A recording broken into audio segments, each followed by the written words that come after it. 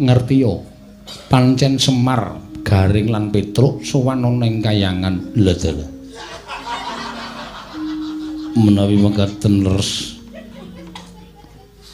kita bisa ngerti sapa sing maringi pirsa Mairut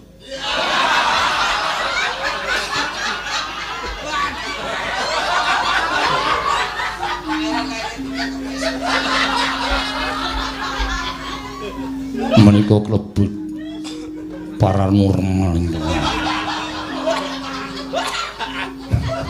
mekaten Bukulun ngerti ya inggih yen to Semar Garing lan Petruk samengko ulun papanake ana ing pinggiring kawah Candradimuka aduh Bukulun kenging menapa mboten dipun papanaken wonten ing pinggiring rut kemawon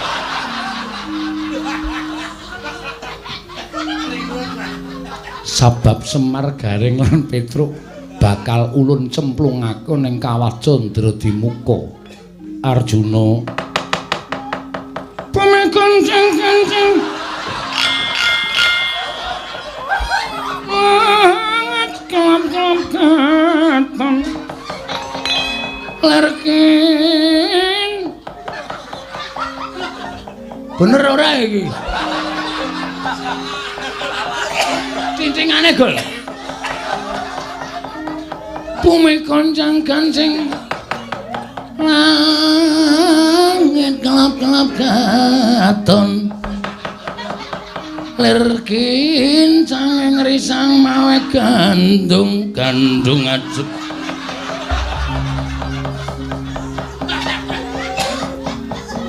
lerkin cangeng risang mawe gandrung sabaran kadulu ukir moyak mayik Arjuna wonten paningan dawuh kena ngapa sebabe kita tumuli ngadeg jejeg padha kalawan jeneng ulun Bukulun kula mboten narimakaken dene Bukulun sampun wantun gendhak sikara kalian pun Kakang Semar Garing mrapa dene Bagong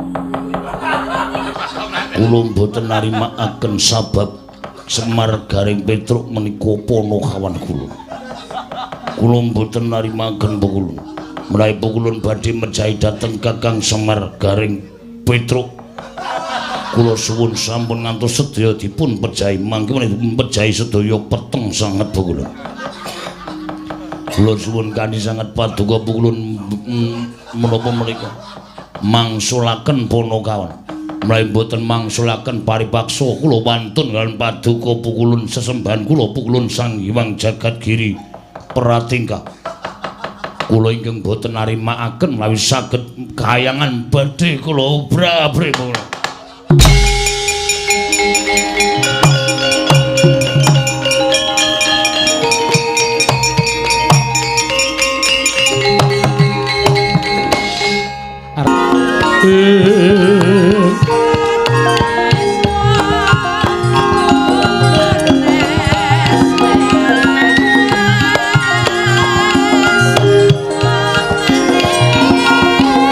oh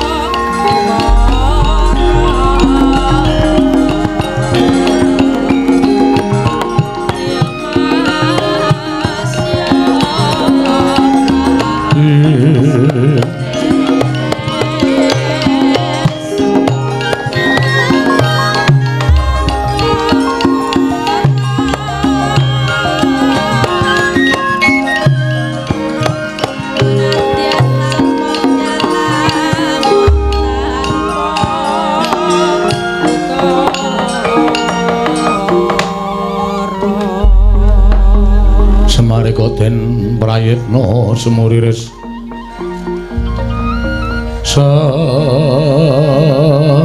semuriris eko balik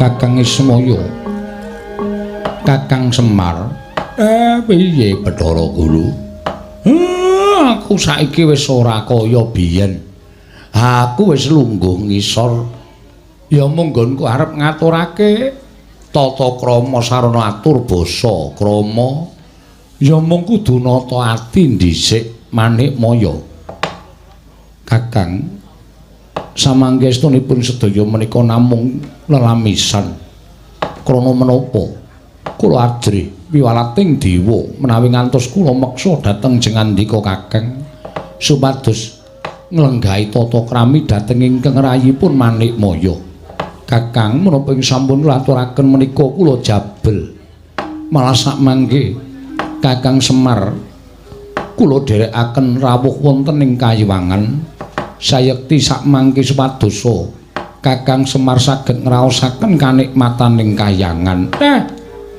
Lah piye to? Lah kok kowe molak-malik iki piye jare kepengin ngukum karo anakku Bagong aku wis dadi wakile wis saguh. Aku mbok kon nyembah aku ya bakal nyembah, mbok kon basa aku ya bakal basa. Supaya apa sing digayo dening anakku Bagong bisa kasembadan. Sampun-sampun Kakang Ismaya sampun ngantos dipun penggalih babagan atur kula ingkang nalika semanten mapan wonten ing jagat namung sakmangke estunipun atur kula menika kala wau mboten lair kandhasing batos Kakang Ismaya. Wah lah terus inggih sejatosipun sakmangke malah keparenga dinten sakmangke gandeng Kakang Ismaya sampun mapan wonten ing Kayiwangan. Monggo kinarya tandha bektinipun kadang taruna tumraping kadang werda Kakang Semar sakmangke kula sugata wujuding pelempertangga jiwa miwah jambu dipanirmala Kakang Semar ingkang estunipun menika dados jangkeping dewa kedah ngraosaken nikmating pelempertangga jiwa menapa dene jambu dipanirmala Kakang ora ngamuk nyono lah kok dadi Malik grembyang kowe Manikmaya. Waduh, ora sida mati to. Oh.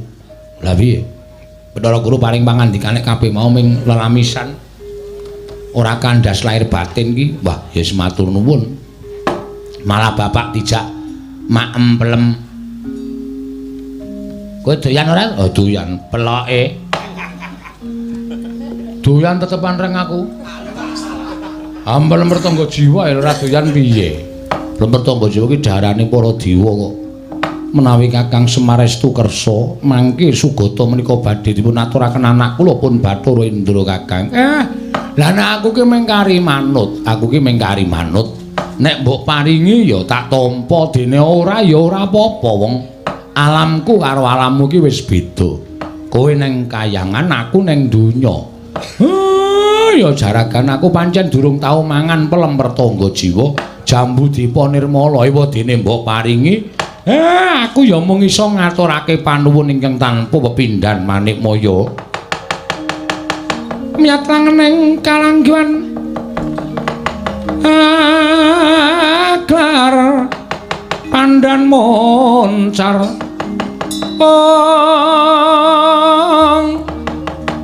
tinoner kekonang samsara tetan padhang kasor lan pajaring purnaming gegono dasari mangsa katiga Indra kula wonten paring adhawuh cawisna pelempertangga jiwa lan jambu dipanirmala dimen didhahar dening Kakang Ismaya kaya ingkang wis kula dhawuhake lawan jeneng kita nun ngestaken dawuh nyuwun pamit pulun sing ati-ati aja kaya bocah cilik Bathara Indra langing dia mangung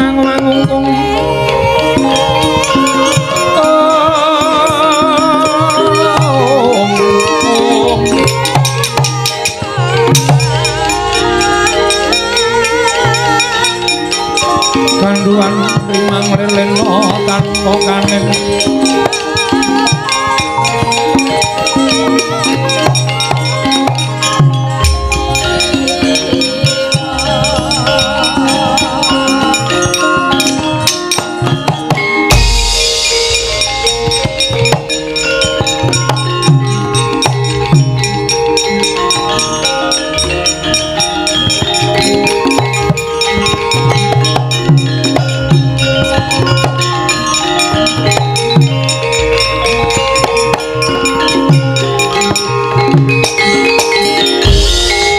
nalika den prayitna semulire seka balik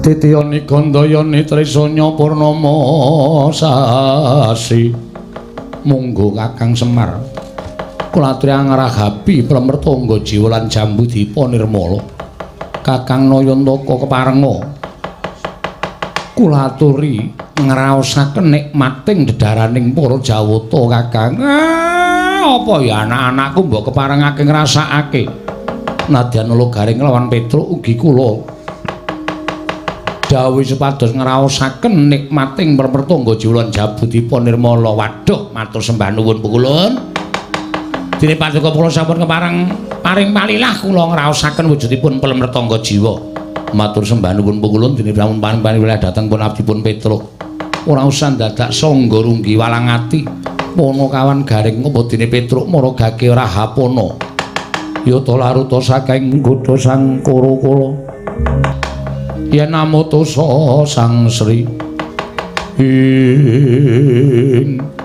Ki Lurah Semar Nalagaring tuwin Petruk wis datan anggraita nalika semanten Rahab ngenya andhahar wujuding pramrtangga jiwa jambu dipa nirmala parandene mangke datan anggraita bilih sampun dipun campuri wujuding wisa daru beksi miwah racun sawise ngenya andhahar katingal bingung-bingung Ki Lurah Semar Badranaya tuwin atmaja kekalih Gantaka plak kapidra datan enget Purwadasina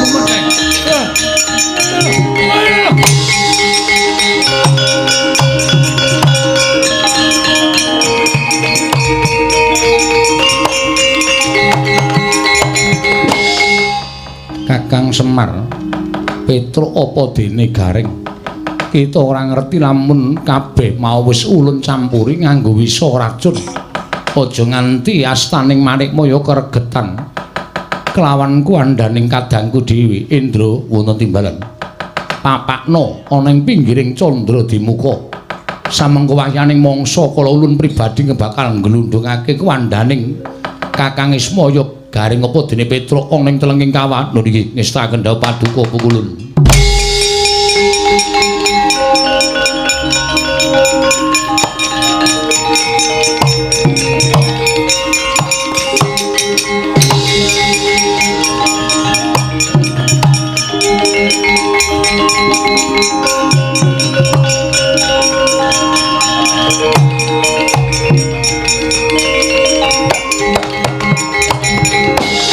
kaya ora ana ingkang ngepalangi marang kalandhaning Bathara Guru titah ingkang ora gelem nyembah titah ingkang ora gelem tata krama ya kuwi kadangku tuwa dhewe Kakang Ismaya Sirna Margalayu mung kari nyemplungake ning telenging kawah candra dimuka nonamit pasang Kalimantabe tinebena ngila duni dumawahing tawang-tawang pikulan kula ingkang sowan pukulun ingkang wayah pun ing madu kesma pun Janaka ya Sumarta Margana kumbang ali-ali Pilikiti ya sang Kuntilisih ingkang sowan pukulun kocap kacarita gaimet kecap campuri merica praptaning Raden Janaka nyrebaba pindha sata lininting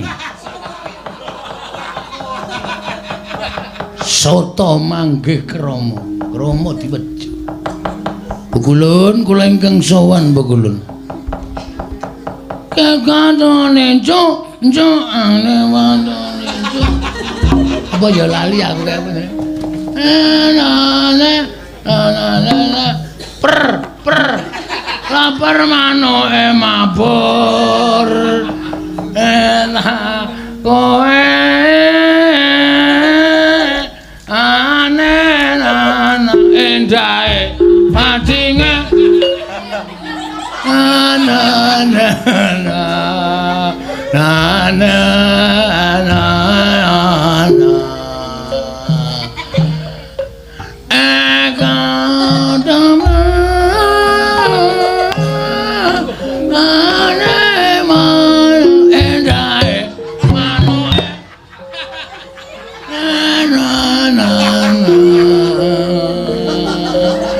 perkleper manuke gundul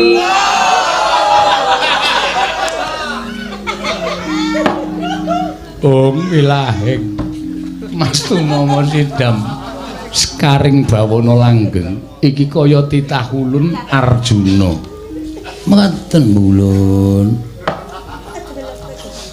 Arjuna padha kanthi raharja sak praptanira mulan mala Sang Arjuna semaya kang kamanungsan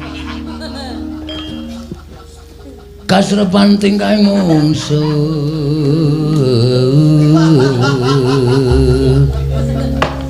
niran padha kadang ayu toya andale toya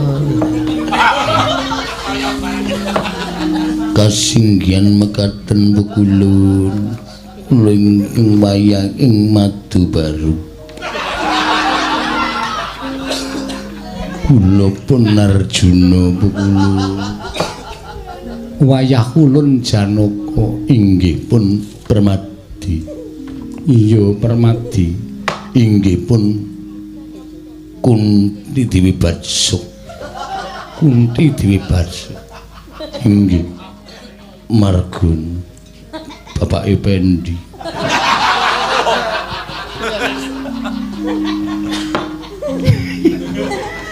inggih Raden Suparto iya ulun ngerti jeneng kita kuwi cacahe pirang-pirang Bukulun sembah kula kunjuk ngersa cenila paduka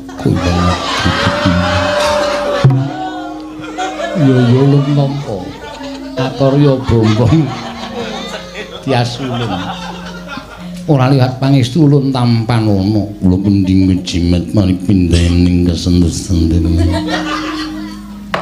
Arjuna wonten timbraning dawuh ana wigati apa dene jeneng kita sowan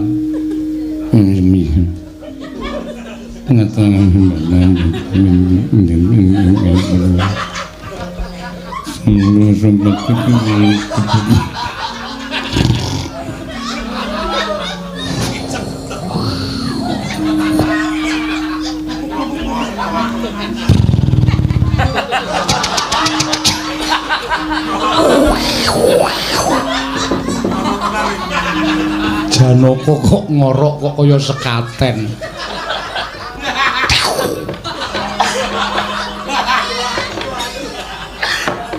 Arjuna nendhamu. Apa to sababe jeneng kita sowan? Sebab akibat.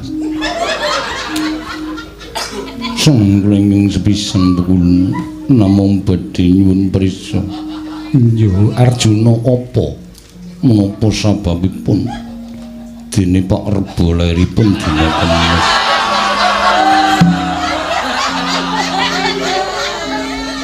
Arjuna kita kuwi sowan dewa aja sembrono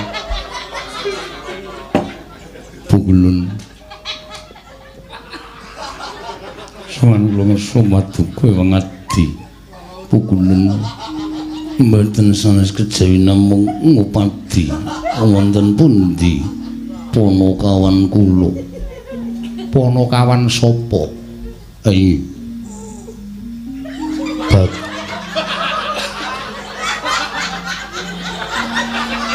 Ponokawan kula Pukulun. Ponokawan sapa? Baron kalih Bagio.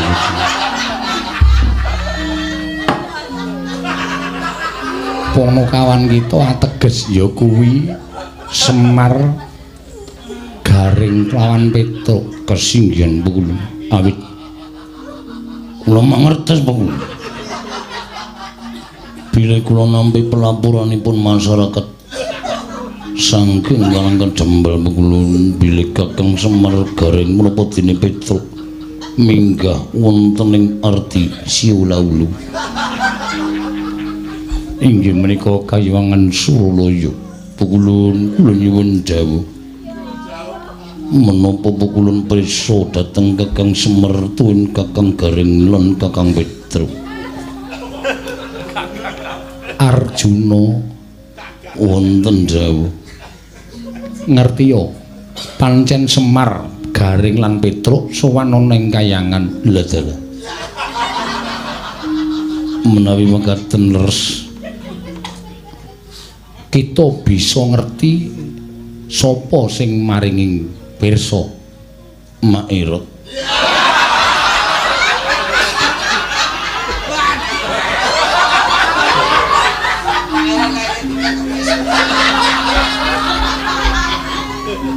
Menika klebet paranormal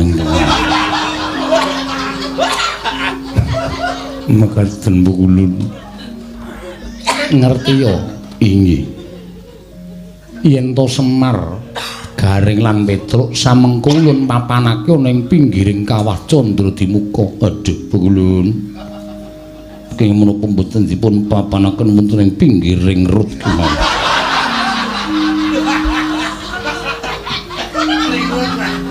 Sabab Semar Garing lan Petruk bakal ulun cemplungake ning kawah Candra Dimuka. Arjuna pamekancing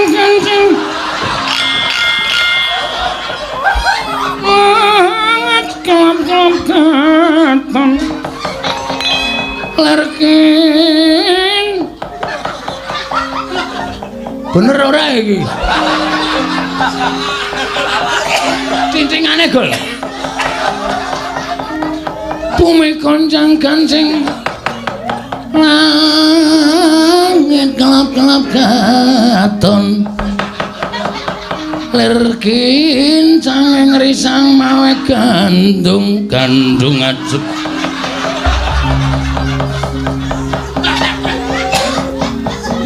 lerkin cangeng risang mawe gandrung sabaran kadulu ukir moyak mayik.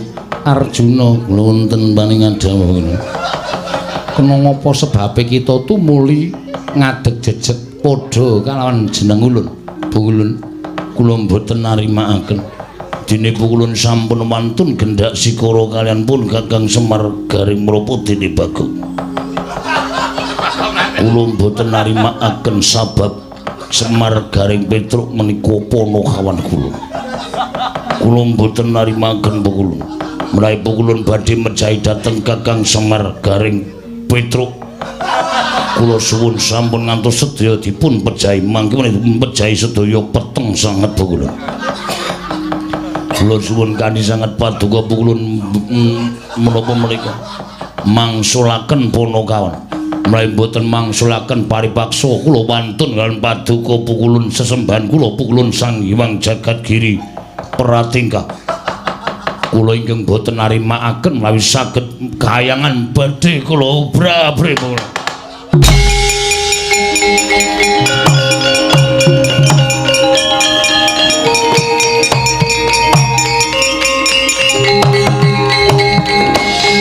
Arjuna, yen ngono kita wis wani kelawan jeneng ulun.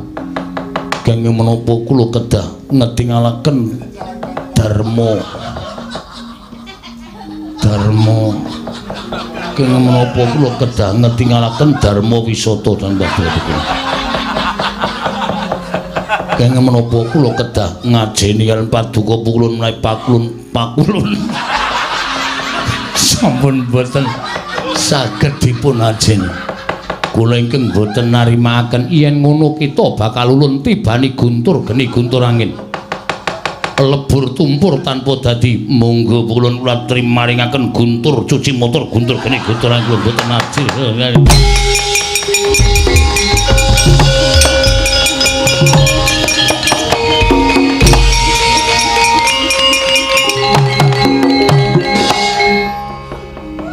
Arjuna, kita kenggonan apa teka kita ora temama wujuding guntur geni guntur angin.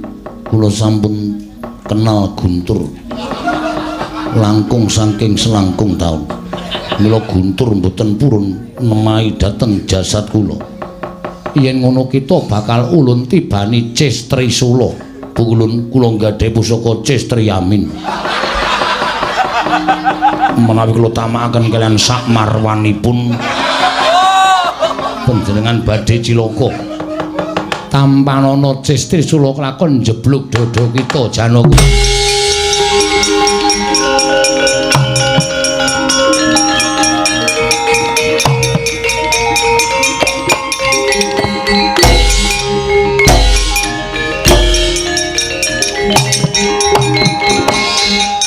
Mastu nama sidam skaring bawana langgeng Janaka. Lah kok dadi kita digdaya kaya mengkono.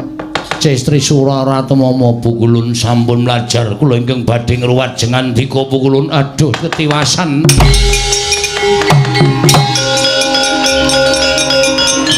Ora kaya kandhani kaya ora nyono babar pisan lah kok Janaka kok digdayane kaya ngono. Lho iki teko nang kene nah. Kosek. Lho kosek kita omong apa? Aduh cilaka iki. Aduh. Wah keterucut iki. Wah wis. Kosek. Konangan kowe. Ngomong kok njur kaya ngono kuwi. Kula ngaturaken bekti kula konjo Pukulun. Kula ngaturaken bekti kula konjo. Sembah mambet kula kunjung sang bekti Pukulun. Selasa digawe-gawe ulun ngerti kita sapa ayo. Lah kok iso dadi kaya ngono? Nggih Pukulun. Kula kepengin nyelametaken dhatengipun Bapak Semar. Ayo, Janaka kok nyebut Bapak Semar. Wis konangan iki. Wis pun kula bloko sutane sampeyan nggih omong-omong jitet cangkeme. Dewa arep dijitet cangkeme. Bapak kula teng pundi Pukulun? Lah kok iki iso dadi Janaka piye? Wis oke sing bantu. Wong apik niku bakale oke sing bantu. Bapak kula teng pundi? Bapakmu didokok nang pinggiring Candra Dimeka. Alah, Pak, kolekani ngaya temen.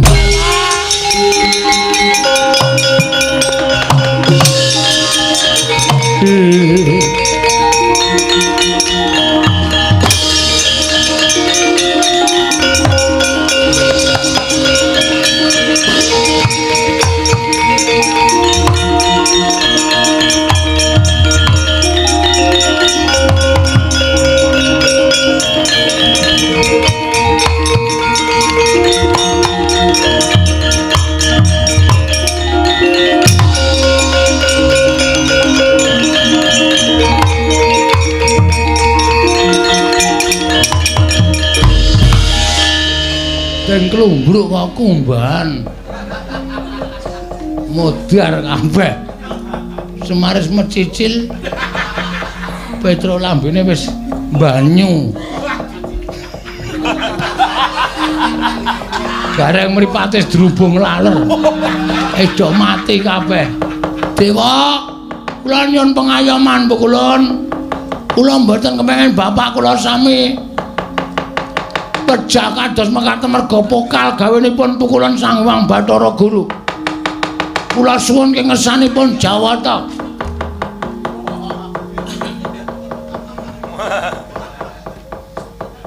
Ingat ingsun semedi. Ora pati-pati weruh barang apa wae. Ora pati-pati ngambu gondo apa wae. Ora pati-pati kumecap. Ora pati-pati mikir apa wae. Ora pati-pati obah Muga-muga dewa ngijabahi apa sing dadi panyuwunku.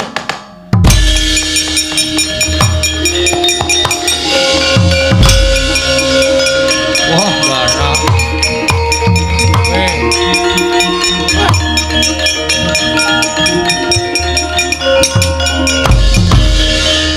Ngaturaken panuwun Gus. Sampun kepareng mitulungi dhateng kula. Nyono lho Gering. Ora dadi ngopo.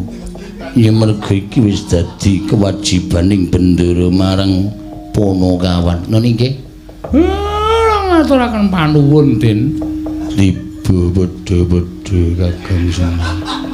Kula ngaturaken panuwun Ndara Depro. Petro. Iya Petro. Ora apa-apa lha kok dadi iso padha ana ing pinggiring kawaca Dredimuka. Do adem apa piye? Mboten ndarahe bakal gawene kula Bathara Guru sing kula kali Bapak Ali Petro disirnake.